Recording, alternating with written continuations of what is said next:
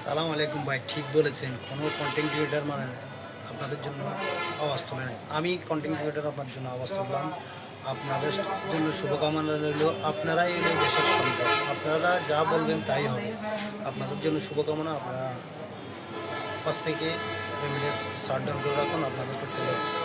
সালাম আলাইকুম। যদি আমাদের দাবি না মানে, যদি সিন্ডিকেট না ভাঙে, আগামী 1 তারিখ থেকে রেমিটেন্স শাটডাউন।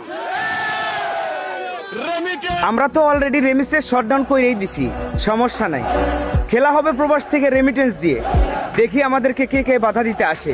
তবে একটা আফসোস কি জানেন, দেশের সকল বিপদে প্রবাসীরা সামনে গিয়ে দাঁড়ায়, কিন্তু আজকে এই সময় দাঁড়িয়ে দেশ থেকে কোনো কন্টেন্ট ক্রিয়েটর এই প্রবাসীদের নিয়ে একটা ভিডিও আপলোড করলো না।